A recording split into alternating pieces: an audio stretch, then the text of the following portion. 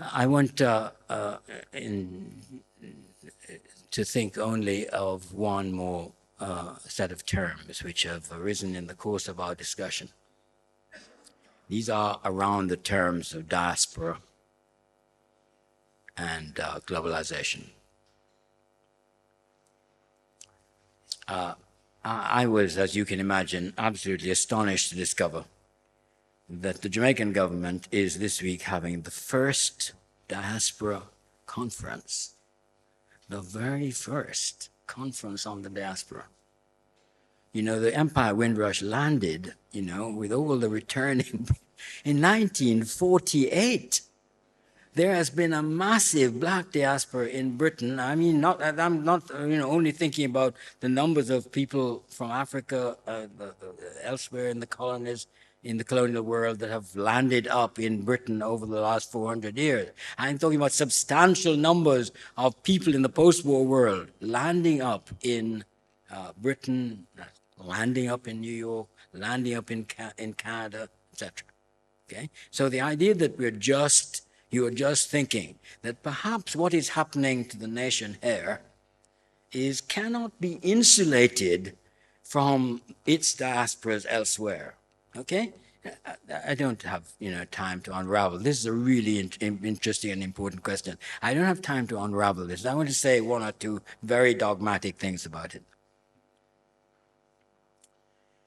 In this new awareness of the diasporas, something very important is happening. That is to say, your awareness that the nation cannot be any longer identified with its territorial boundaries. That the nation, is much wider. There's a discrepancy between the nation state and the nation in its wider sense. But I think the thinking so far in Jamaica about the diasporas is, of course, transnational. But I do think you largely see them as belonging to you. I think you largely think, these are really us over there. And when they come back, they will come back, and rediscover their usness. And that is, of course, partly true. But do you not think they made any connections with there as well as with here? Do you think, people live a whole life, survive in the conditions of often poverty and certainly of institutional and casual organized racism in Britain, which is deeply laid trail in British consciousness, survived a whole life, brought up children, send the children to school, and it doesn't rub off in any way at all. Their Jamaicanness, which they took there on the boat, just goes on throbbing, unchanged, untransformed, these ahistorical citizens, who don't have to put down any roots, how do they survive? Oh, they survive by thinking about home. They plan from the beginning to go back home. They're a little disturbed when they go back home. That's everybody said. But you've been foreign. You've been in foreign. Something about the way you stand, walk, talk, shift, or somebody said, can't move the hips or only move the left hip or can't bother. Forget about the right, or something about the way you just slightly mispronounce a thing, identifies you as having been disseminated.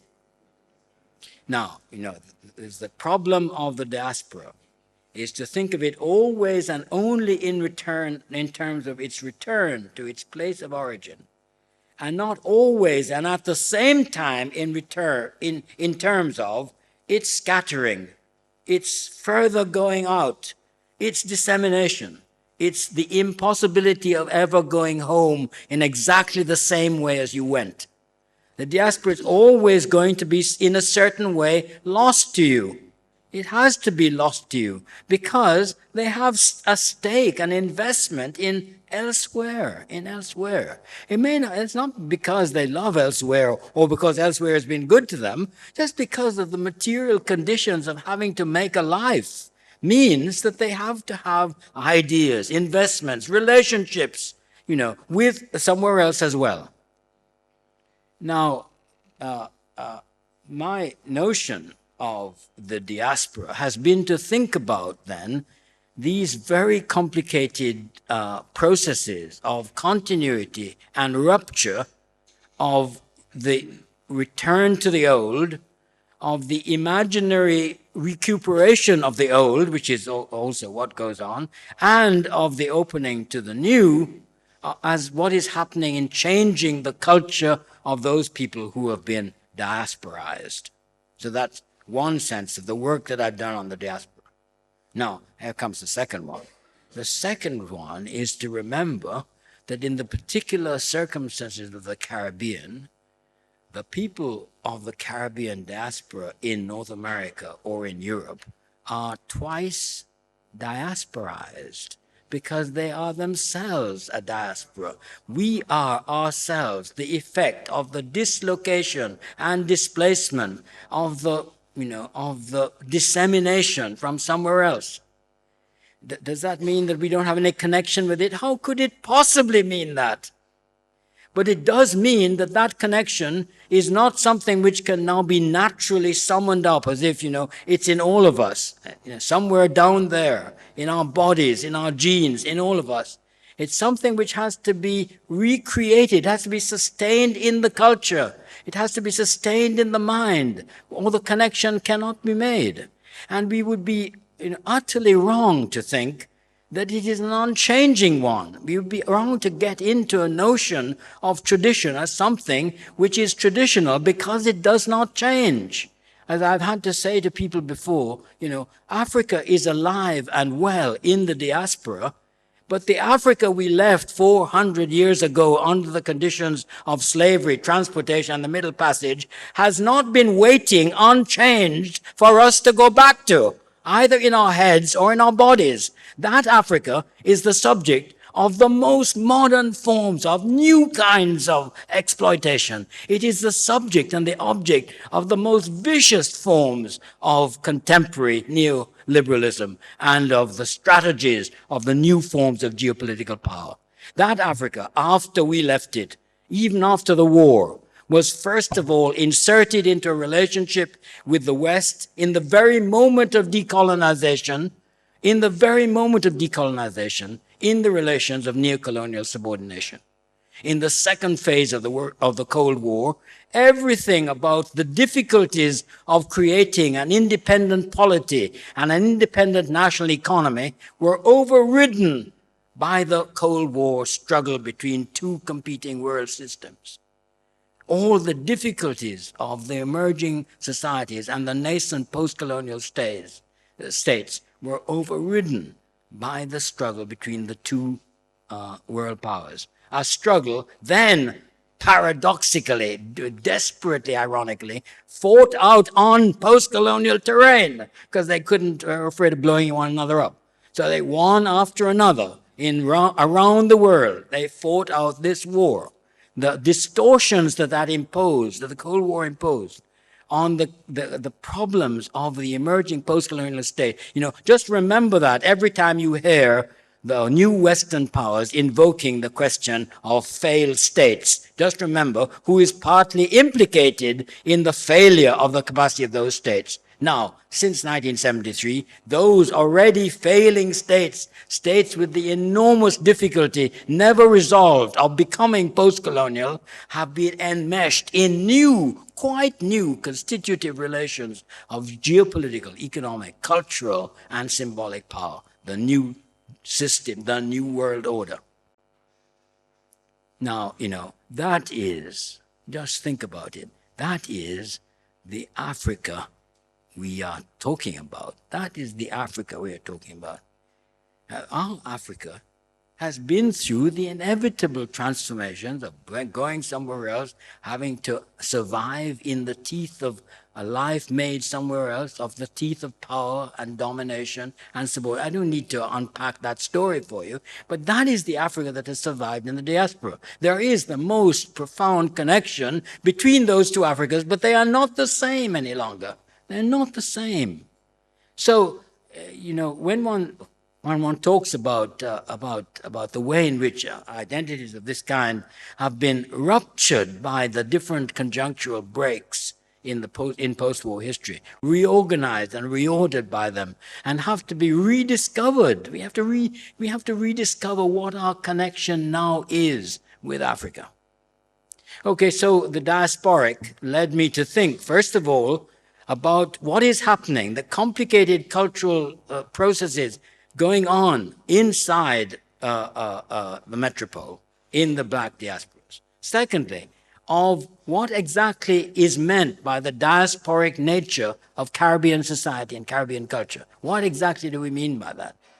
And that led me to think about the diasporic nature of cultures themselves. Because what I became aware of was the fact that cultures always represent themselves as unchanging, and when you look at them, that cannot be the case. Some change very slowly, but they all change. They all are interrupted by movement, by conquest, by colonization, by trade. They have external influences. They simply cannot sit where they are outside of history. Cultures are changed within and changed by history.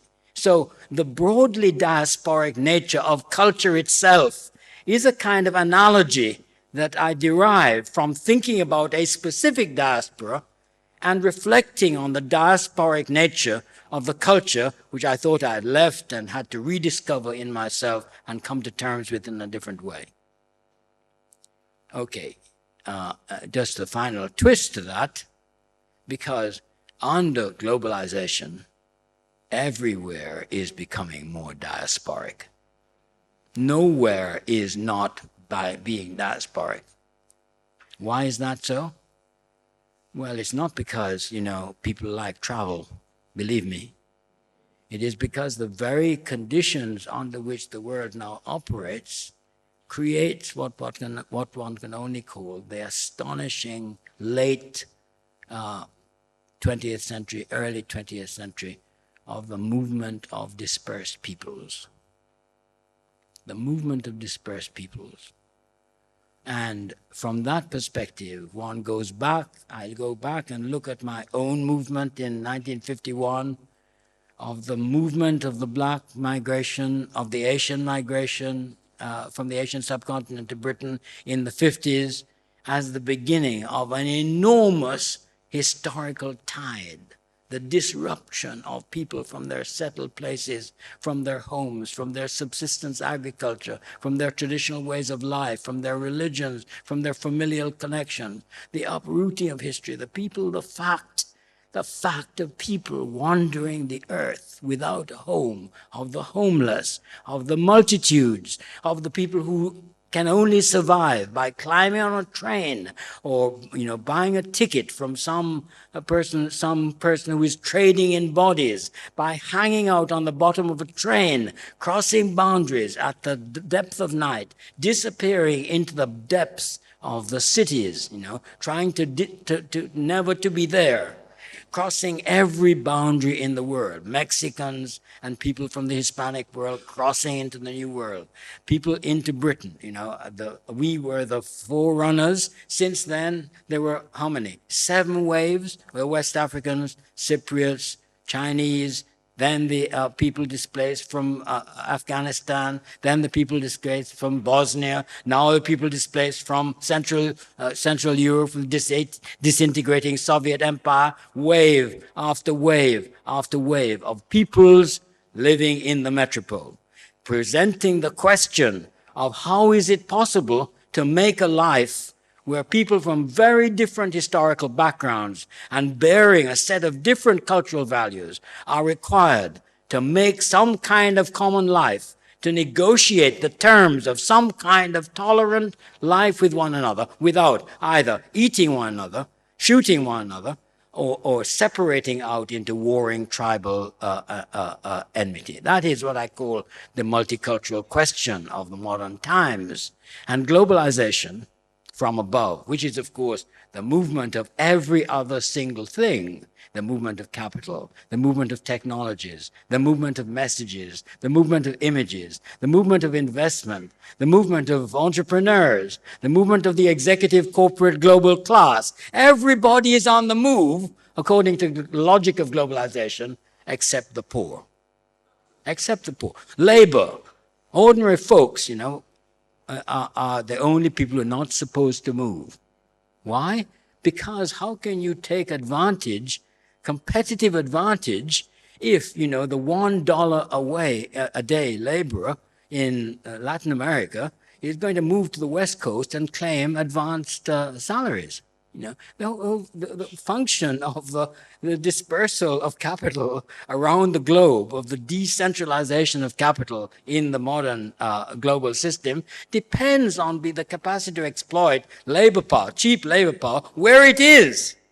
So there's the controls on the movement of how many people are allowed to cross borders is absolutely central to the new constituent logic of contemporary globalization.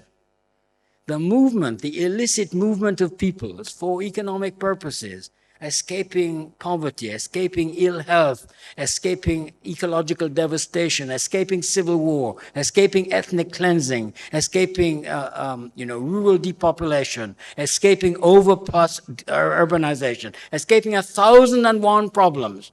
These are, the underbelly of the contemporary globalization system. And our new diasporas are simply one part of this huge new historic movement, of a huge new geopolitical formation, which is creating the mixtures of cultures and peoples and histories and backgrounds and religions, which is the contemporary problem of the modern world. Globalization from above, globalization by stealth, by illegality, by hustling from below.